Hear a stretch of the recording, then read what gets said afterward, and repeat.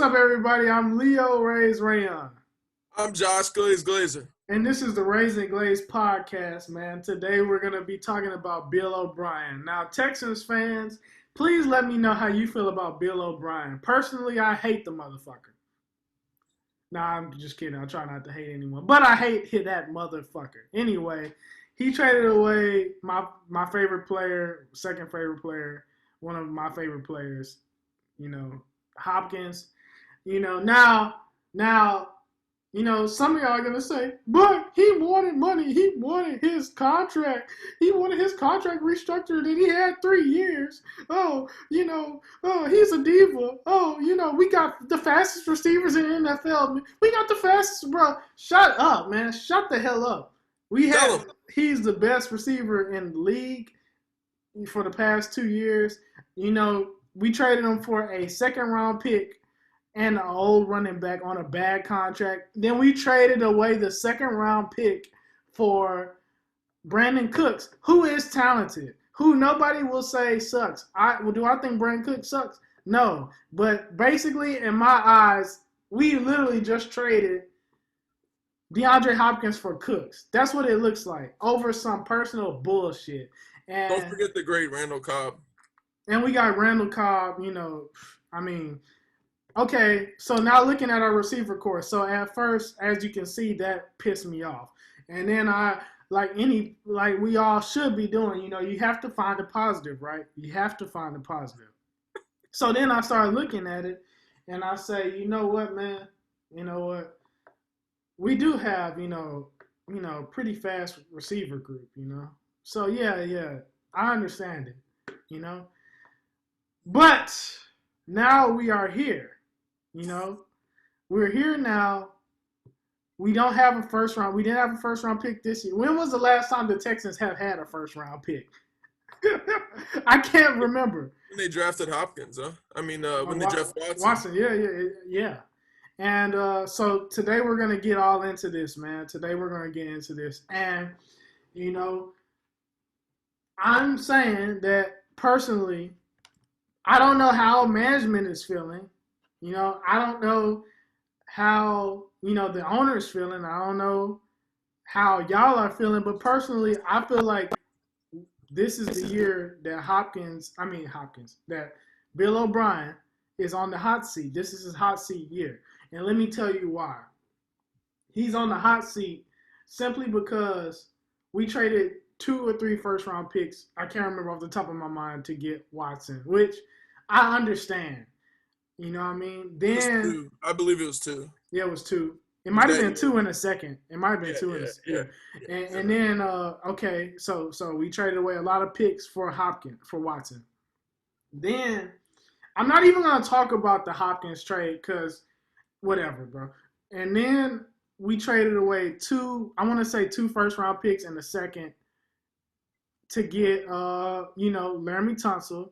And then, a lot of people love Kenny Stills. Kenny Stills is a good player, but we didn't do that for Kenny Stills. We did that for a left tackle. Okay, so we did all that for a left tackle, and our line is still not the best line. It's just not the best line in the world. We all know this. It's still shaky. I think Watson was like in the top 4 for most sacked quarterbacks, 4 or 5. So anyway, we didn't have a first-round pick this year in one of the most deep drafts ever. And then, so moving forward, we don't have a first-round pick next year either. And at the same time, Watson's contract is up at the end of this year. So think about this, man. The Texans can't possibly lose Watson and not have a first-round pick. That's crazy, bro. That is crazy. So, whether or not we accept the fact, I know Texans fans are some of the most optimistic people in the world, but that is scary. And you mean in a year, like let's say we have a down year. Like I was looking at the schedule, I think we have a good chance of going 10-6. let's say bad injuries happen, God forbid. Let's say, let's say we just don't perform well. Let's say we get out coached. Let's say we go 6-10. And then you know what, Watson is like, y'all traded my number one guy away. You know what I mean? Like, and let's say he's like, fuck it, I'm gonna go play for New England. I'm gonna go anywhere else. You know what I mean? Like, we don't have a first round pick. And in a year that has three franchise quarterbacks coming out, we don't have a first round pick. And now we're in the same rebuilding situation. And we have a left tackle that makes $22 million a year. Like, so we're gonna end up paying paying a lot of money for Hopkins. I mean, I keep getting them fucked up, but we're gonna pay a lot of money for Watson. We're gonna pay a lot of money for Hopkins, and it's just, man, I don't know how I feel, but I do know that when you trade all those picks away, you have to start winning games, bro. So, I was kind of long-winded there, man. But what are you thinking, bro? Yeah, I was trying to find a positive, and the one positive is you still have a franchise quarterback. Yeah. The one negative is that he's starting to show signs of what I call Patrick Ramsey syndrome, or David Carr syndrome, where this past year his completion percentage on plays where it was only rushing 4, so you think you're going to get a decent pass block against 4 guys, right? Mm-hmm. He's only like 50-something% completion percentage.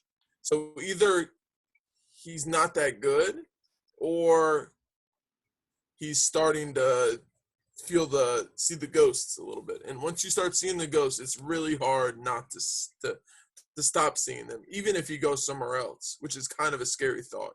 It's a similar thing that happened to Jason Campbell in Washington.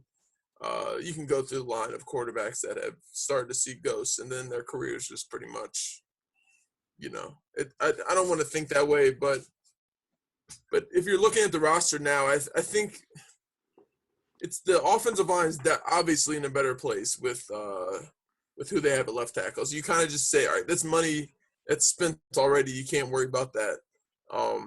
Obviously the trade was stupid because it was a lot for nothing when you could have had Trent Williams for like a third and a fifth or whatever he got for if you had waited.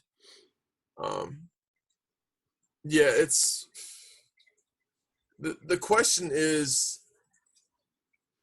where is the accountability going to come on Bill O'Brien if this doesn't work out? Because right now he's his own boss. Yeah. So how much – and he was given that title by his boss to elevate him. So obviously they thought he was doing a good job a couple of years ago with what he was doing. Yeah. And that's not really – I don't think he's a terrible coach. This is the biggest issue, is that he's not necessarily a bad coach. There's no damn way he should be picking his own players right now, because he just hasn't shown the ability to stay disciplined and take the real approach that's going to build an organization. Yeah. You kind of see the depth slowly melting. Yeah. And see, my thing is, bro, when you look at championship teams, championship teams, bro, like, have depth at key positions. You know what I mean? Like, so it seems like everything he's doing is like to put us in a better situation where we could, like, I hate to say it like this, but it's like superficial winning. It's like we're going to win now. You know what I mean? We're going to win our division, but, in the long run, like, to make deep playoff runs, like, a lot of things have to go right. You know what I mean? So, I don't know. But, it's almost like it's kind of like he's approaching this team as if they are playoff contenders and Super Bowl, they could get hot and make the Super Bowl. And it's just not reality. Like, so he's approaching it like that, but in reality, the team is around a 500 team right now in terms of talent. And Watson allows you to punch above your weight class, similar to some other teams. Yeah. But if they were drafting a little better at a kind of even in the average way in terms of what Seattle does, because Seattle doesn't make the best draft picks, but they have Russell Wilson and they put just enough around him and they draft decently to fit their roles. Not necessarily great players that they're getting, since they haven't really drafted great since that run they had on guys like Wagner and KJ Wright and Richard Sherman back then. But you see a kind of across, that's always been a thing for all these teams across the board, is they're drafting really well, and it's all homegrown talent. Yeah, Which really, worries you. And you look at the draft this year where they had 5 picks. Yeah. And you kind of look at it and you wonder why they didn't pick a receiver till the 5th round. And then you wonder, like, okay, let's say all these players hit. How much better is it going to make you as a team? Like, if they're up, what they're expected to be, if they're good, if they hit, like, they're not going to make you that. There's not that highly impact player. This is a draft of a team that doesn't really know who they are and hasn't done a good job of self-scouting and kind of knowing that they need this infusion of youth and depth. Yeah, well, that being said, like, I mean, the counter to that is like, well, I mean, I don't know, bro. Shit. I mean, I think I like Ross Blacklock. I can give you a counter if you want. Well, the positive way would be that he sees Watson as an amazing player and a transcendent talent. He's like, okay, I can't waste this. So that's why I'm just keep throwing things at the board. Hopefully it works. Yeah. And one roster thing, you can tell me if you agree with this or not. One roster thing that I actually think has been a smart idea based on their struggles in the secondary is how they've seemed to move on. They move on from guys that they draft and they don't think that really aren't performing in the secondary, and they kind of just say, okay, we're done. And they've drafted pretty well later in the draft and in undrafted in terms of safeties and nickels. But they also have traded or acquired guys via waivers that were first-round talents on other teams that didn't necessarily fit with the teams, whether it's a Bradley Roby, whether it's a Vernon Hargraves, which kind of give them another chance and infuses you with this young talent, and kind of is a fake, like a faux drafting, a faux draft class kind of. Yeah. I can see that too. But hold on, man. Someone's calling me, bro. Yeah, man. I can see that, bro. But man, at the same time, dude, like, it's so hard being a Texans fan, bro. Because I mean, we had AJ Bouye and we let his ass go, and like, I mean, so yeah, I see that both ways. You know what I mean? So yeah, but I just kind of I thought the draft was gonna go a little bit different. I understand why they went front 7. You know what I mean? And hopefully Grenard turns out to be good. You know what I mean? Which he can. I think a lot of people love Ross Blacklock. Honestly, I didn't really see that much TCU play this year, but I mean, it's one thing we know about him. He's like super strong. Like he's like, I mean, he's a very good 3 tech. Yeah, he can shoot the gap, and they're going to be playing a lot of 4-down look kind of stuff. So merciless and wide on the edge. So he could fit, especially on passing downs. It's just a matter of fact of he better be damn good to help out the rest of that defense cover, because they struggled in coverage last year. Yeah, and I think that's the thing that I know that we talked about this before the draft. Like, I wanted them to get, I knew that obviously we need another defensive tackle, but I wanted them to get a corner because there were corners and defensive backs. They had playmakers on the board that we haven't really had. We haven't really had like Tyrann Mathieu, that was only for 1 year. But I feel like when Tyrann Mathieu was here, our defense was like kind of, at least when it came to playing elite teams, our secondary was so bad that like, it kind of wasn't able to cover up for it. Yeah. And I mean, so yeah, like, but yeah, man. He would have been a nice guy to hold on to, but I don't know. I don't think it was weird that that's the thing that's also really confusing. You can comment on this. They let certain guys go, but then they turn around and make these moves that are completely win now. Yet the guys they let go are a complete example of win now, and they're not necessarily 30 plus years old. They're all late 20s, quality players that they just don't want to pay. Yeah. So either they're like they have grades that are very different than pretty much anyone else, which is possible. It could be their whole scouting department's just very different. And maybe they need to fix that. That's kind of what the Saints ran into when they got into that rut of 7 or 9 years, where they ended up firing the entire scouting staff. And Sean kind of got into that mode where he was picking players, trying to patch the hole. He was doing the same thing Bill O'Brien is now, where he was chasing that last couple of pieces and trying to plug the holes with guys like Brandon Browner and such. Yeah. And it was just not working because they were done and they just didn't. They would play bad, and then you had what? You were stuck instead of drafting multiple guys. Yeah. Which is what they did when they brought Jeff Ireland in. But and now y'all are drafting very well. You know, we're probably top 2 or 3 talented teams in the NFL. So yeah, man. So like, yeah, I feel like we're in a really weird spot as a team. Like, you know, we have a great young quarterback. You know what I mean? And which you know, we have it's bright spots, but at the same time, there is kind of like this underlying thing of like, I think we can win with Watson. I think Watson is a championship quarterback. Like, yeah, but it takes a lot to put him in positions to where even I don't even know if it's that. Oh, sorry to cut you off, but there's not even. I think it could be a really quick turnaround if they get the right mentality in there. Yeah. I don't even know if it means firing Bill O'Brien. I mean, I think it's more of a matter of getting a GM in there that really knows how can take charge of that and free up Bill O'Brien to be creative, which he's shown that he knows how to do things that just baffle the rest of the coaching community. Like the game he had this year against New England. Yeah. He coached his ass off. I mean, yeah. And that was just kind of that's the thing that might be even more frustrating if I were a Texans fan was he has these games where he just balls out as a coach and his game plan is awesome. And then he just doesn't. He like falls asleep at the wheel. Then we fucking lose to Drew Lock by like 50 points. You know, don't hate my boy Drew, man.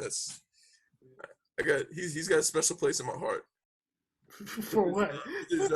With his young Jeezy lyrics, right? Yeah. Man, speaking of them, dude, they're gonna be a fun team to watch. Yeah. But yeah, man. So I think we pretty much beat that horse dead. I don't think that's the right. Is that beating a dead horse? Here we go. We kicked the shit out of that horse. All right, now you're gonna get like PETA people coming at us. Yeah, I love horses, so you know. Anyway, all right, y'all Texans fans. So let me know what y'all think. Am I crazy? You know, personally, you know, Josh kind of did. He said, you know, he put some things out there that were good. He said he shows good coaching sometimes and other times. You know, what is it? It's kind of like Jadeveon Clowney. Right. So is Bill O'Brien high ceiling, low floor, but it might be a lower floor than a higher ceiling. Yeah. But yeah, like, so do y'all think that Bill O'Brien should stay the coach and be the GM? I mean, and not be the GM, or should we just get rid of Bill O'Brien if this year does not go well? I just want to win games, man. I want to make deep playoff runs. We have a good young quarterback. We need to be maximizing it. So yeah. All right, y'all. I'm Leo Rayon. I'm Josh Glazer. And this is the Raising Glaze podcast, man. Thank y'all for watching. Please like, sub, share, comment. If you comment anything hateful, I will report your ass and have you banned off of the whole damn social media. And let me know, man. I sense some personal animosity towards them. We'll get into that. That's maybe later, bro. For YouTube as well. Yeah. So yeah, man. All right, y'all. Peace, man. Let me know if I'm just a dumbass Texans fan. Cool. All right, bye. All right, y'all take care.